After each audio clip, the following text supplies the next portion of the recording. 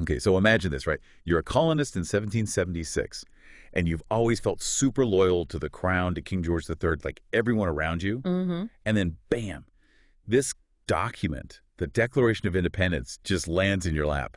But it's not just like a declaration, it's like this 1,300-word breakup letter. Hmm. And over 700 words are dedicated to listing every grievance against the king. Super awkward. Yeah.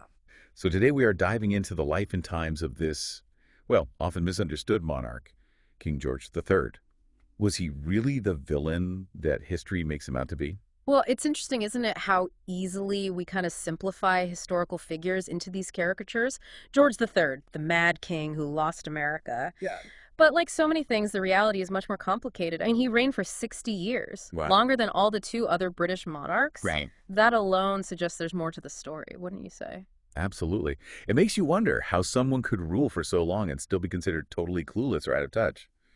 So where do we even begin to unravel this puzzle? Well, the sources you've shared are, I mean, they're really fascinating. They give us these little glimpses into who George III was as a person, beyond all the political drama. He was a very devout Christian, Hmm. a dedicated family man, and he was really interested in science and agriculture, actually. Like, he amassed a remarkable collection of scientific instruments. It's funny, I always picture him in like those stuffy royal portraits, not like geeking out over telescopes. Yeah, exactly. He was also he was a prolific writer, Yeah. which gives us kind of a unique window into his thought process and his motivations.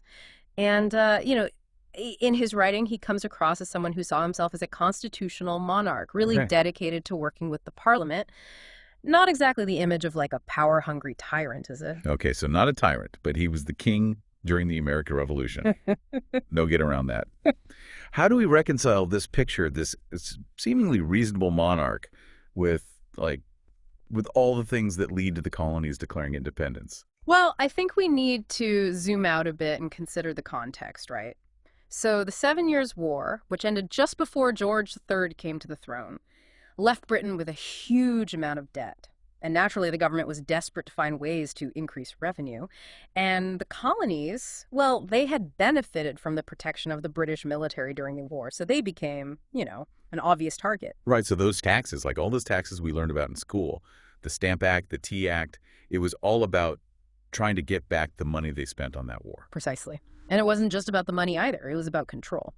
Don't forget, this was an age of empires, and Britain, they really wanted to keep a tight grip on its American possessions. And that brings us to the Proclamation of 1763, right? The one that basically said colonists couldn't settle west of the Appalachian Mountains. Yes. I mean, that must have made a lot of people furious. All those people eager to like get their hands on that land. It did. But it's important to understand why they did it. The British government, their aim was to prevent conflict with Native Americans. There were already uprisings happening, Pontiac's War. So they were actually, in a way, trying to maintain some kind of peace. Okay, so it was less about oppressing the colonists and more about trying to manage this, well, potentially volatile situation. Yeah, I think that's a good way to put it. But to many colonists, it felt like a betrayal, right? They had fought alongside the British, and now they were being told, you can't have this land that you helped win. Right, yeah. It's interesting because George III is often shown as like this opponent of the Enlightenment, Yeah. but the sources we have paint a bit of a different picture. You're right. He was definitely supportive of scientific inquiry and progress. He was fascinated by all these new technologies and advancements in agriculture. I mean, in many ways, he kind of embodied that spirit of the Enlightenment. But he was also deeply religious. Didn't that kind of clash with with some of the more radical thinkers who wanted to separate church and state? Oh, absolutely. It's really important to remember that the Enlightenment wasn't this like monolithic movement. There was a whole spectrum of ideas, and George III's beliefs aligned with some, but not others. It's more accurate to say that he was, I guess, selective in what parts of the Enlightenment he embraced. That makes sense. I mean, it's tempting to put people in the past into these neat little boxes, but it was always much more complicated than that. So we have this picture emerging, right? Yeah. A king who was not a tyrannical monster, but also not like this perfect enlightened ruler.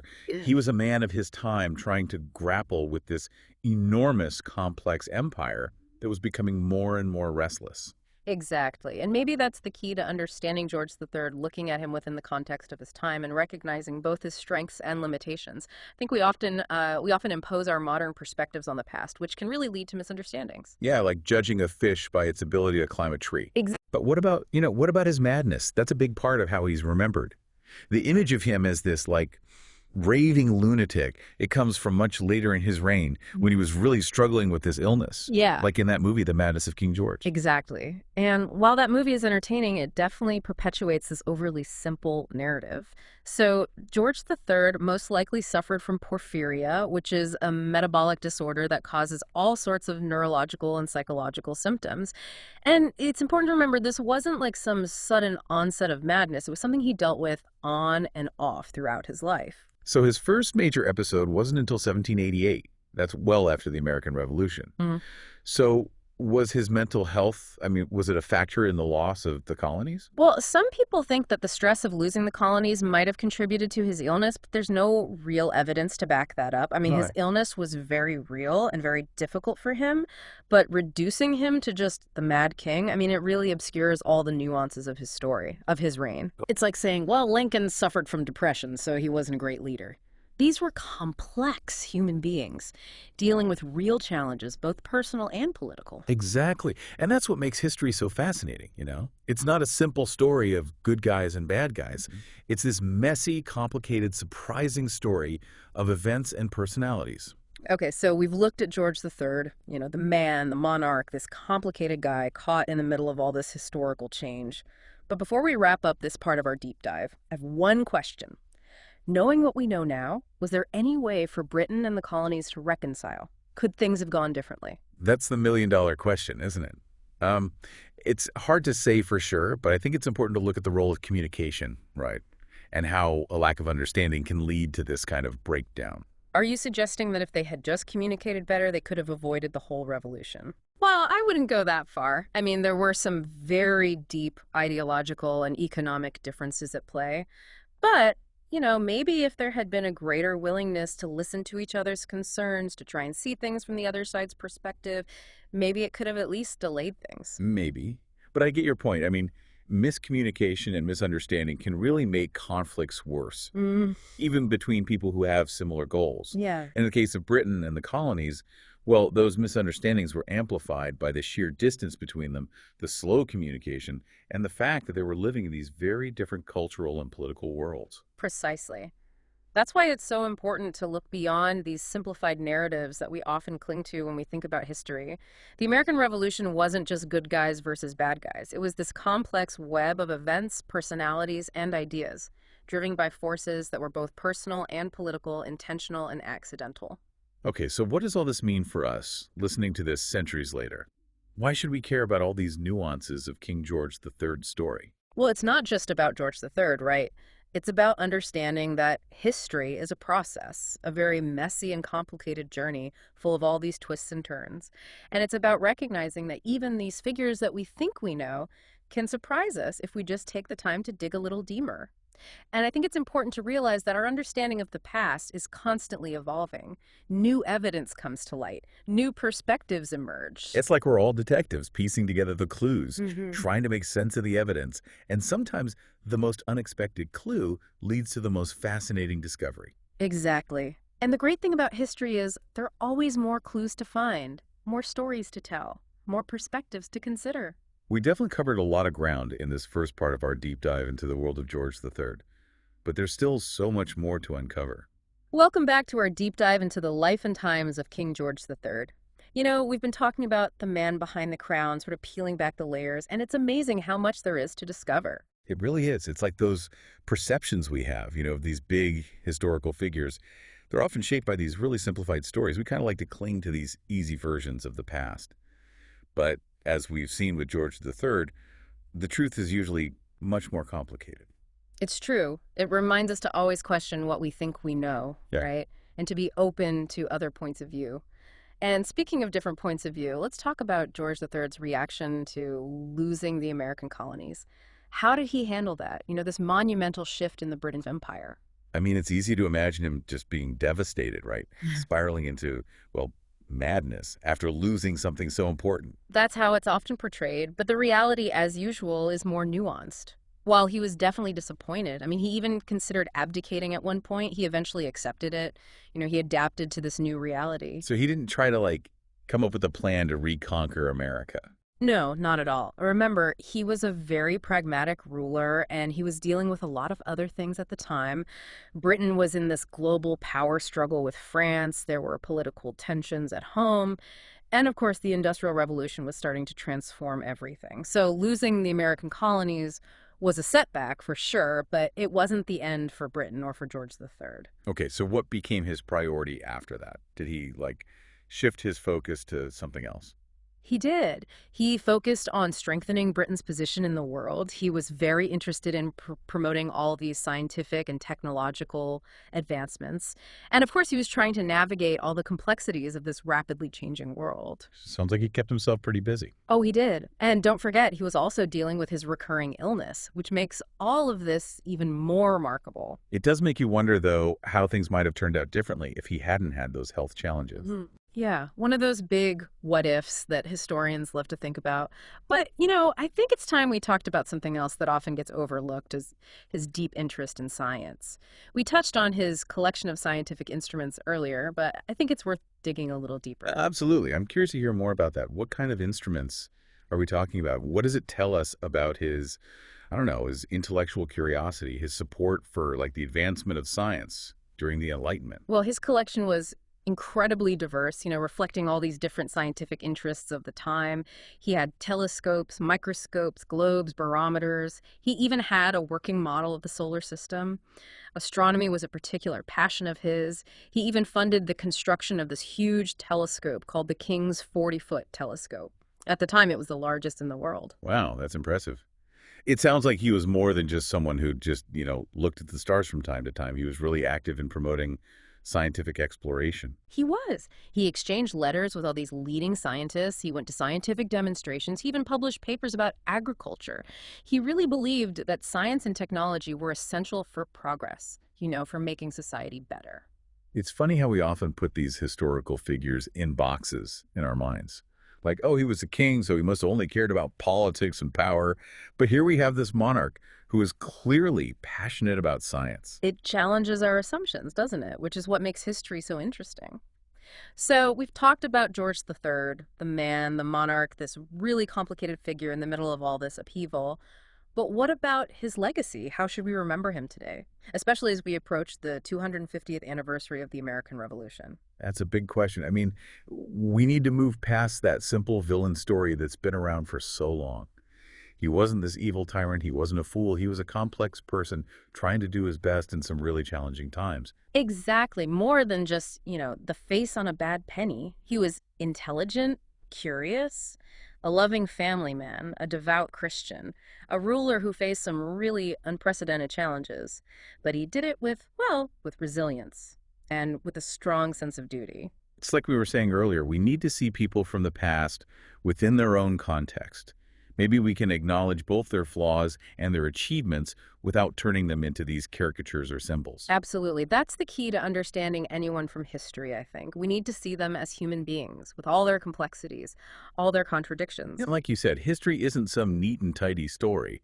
It's messy and full of surprises. It's real people facing real problems, making choices that change the course of events. Precisely. And by understanding those choices, why they made them, what pressures they were under, we start to appreciate how complicated the past really was. It's like piecing together a giant puzzle, trying to figure out how all the pieces fit together. And sometimes the most unexpected pieces end up revealing the most important parts of the picture. I like that. And the great thing about history is there's always more to uncover, more perspectives to think about, more stories to tell. Well, we've certainly explored a lot in this second part of our deep dive into the world of George III. We have. We've talked about his personality, the challenges he faced, his passions. But maybe the most important question is, what can we learn from his story? What can we take away from his successes and his failures? We'll explore that and more in the final part of our deep dive.